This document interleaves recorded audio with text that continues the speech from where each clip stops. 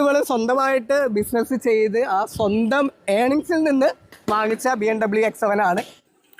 ഇവർ പിന്നെ ഞാൻ പരിചയപ്പെടുത്തേണ്ടല്ലോ. ഇവരാ നമ്മൾ ബഷീർ ബഷി, അവൻ്റെ രണ്ടാം വൈഫായ മഷൂറ ബഷി. അപ്പം ഒരു വിവാഹ വാർഷിക ദിനത്തിൽ മഷൂറ ബഷീർ ബഷിക്ക് സമ്മാനിച്ചതാണ് BMW. ഒരിക്കലും ഞാൻ വെഡിങ് ആനിവേഴ്സറി ആയിട്ട് സർപ്രൈസ് ഗിഫ്റ്റോ കാര്യങ്ങളോ ഒന്നും കൊടുത്തല്ല. അത് ബൊക്കെ കൊടുത്തത് വെഡിങ് ആനിവേഴ്സറിയാണ്. ബഷീർ ബഷി കൊടുത്തത് വെറും ബൊക്ക കണ്ട.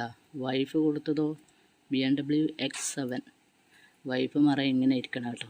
ഒരു ഭർത്താവിന് ഭയങ്കരമായി കിടിലൻ സർപ്രൈസ് തന്നെ കൊടുക്കണം. നന്നായിട്ട് ഇഷ്ടപ്പെട്ടു. എല്ലാവരും മെയിനായിട്ട് പറയുമോ ഫസ്റ്റ് വൈഫിന് ഇങ്ങനെ ഒന്നും ഗിഫ്റ്റ് കാര്യങ്ങളൊന്നും ഇല്ല, സെക്കൻഡ് വൈഫിന് കൊണ്ടുപോയിട്ട് BMW X7 കൊടുത്തതൊക്കെ പറയും. അങ്ങനെയൊന്നുമല്ല. ഇത് അവൾ സ്വന്തമായിട്ട് ബിസിനസ് ചെയ്തിട്ട് അതിൽ നിന്ന് കിട്ടിയ ഏണിങ്സ് കൊണ്ടിട്ട് അവൾ സ്വന്തമായിട്ട് തന്നെ വാങ്ങിച്ചാണ്. സ്വന്തമായിട്ട് ഓൺലൈനിൽ ഡ്രസ്സിൻ്റെ ബിസിനസ് നടത്തിയിട്ടാണ് ഇപ്പം ഈ BMW 1.25 കോടി വില വരുന്ന BMW ഇവൾ ഹസ്ബൻഡിന് സമ്മാനിച്ചത്. അല്ല, അത് സുഹാനക്കാണ്. ബ്ലിങ്ക് ബേ ജ്വല്ലറി സുഹാനയാണ്. അവള് ക്ലോത്തിങ് ആണ്. ഫിറ്റ്ചെക്ക് അതായത് ഫിറ്റ്ചെക്ക് എന്ന് പറഞ്ഞ ബ്രാൻഡ് ഉണ്ട്. അത് ഫുൾ ഇമ്പോർട്ടഡ് ആണ്. ഫുള്ള് ചൈന ഐറ്റംസ് ആണ്, ഹൈ ക്വാളിറ്റി ഐറ്റംസ് ആണ്. ഫിറ്റ്ചെക്ക് എത്നിക്സ് ഉണ്ട്, അത് ഇന്ത്യൻ എത്നിക്സ് ഐറ്റംസ് ആണ്. രണ്ട് സെപ്പറേറ്റ് രണ്ട് വെബ്സൈറ്റ് ആണ്. അത് ഒരുപാട് കണ്ടമാനം കസ്റ്റമേഴ്സ് ഓൾറെഡി ഉണ്ട്. ഒരുപാട് മാഷാഅല്ലാഹ് നല്ല രീതിയിൽ ഓൺലൈനൊക്കെ സെയിൽ നടത്തുന്നത്. ഓൺലൈനാണ്, അതാണ് ഓൺലൈൻ. നല്ല അതായത് ഇപ്പോൾ തുടങ്ങിയിട്ട് കുറച്ച് നാളായിട്ടുള്ളൂ. ഇത്ര നാൾ കൊണ്ട് ഒരുപാട്, അതായത് 10,000 മേലെ കസ്റ്റമേഴ്സ് ഉണ്ട് അവർക്ക് ഓൾറെഡി. മാഷാഅല്ലാഹ്.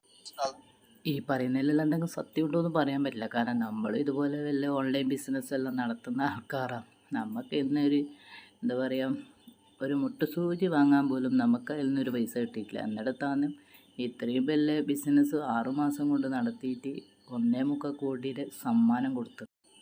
പിന്നെ ചൈനയിൽ നിന്ന് കൊണ്ടുവരുന്ന സാധനമല്ലേ, അപ്പോൾ ചൈനയിലെ സാധനത്തിന് അത്രയും പൈസയുള്ളൂ എന്ന് പറയുന്നതൊക്കെ ചീപ്പ് പ്രൈസ് ആയിരിക്കും.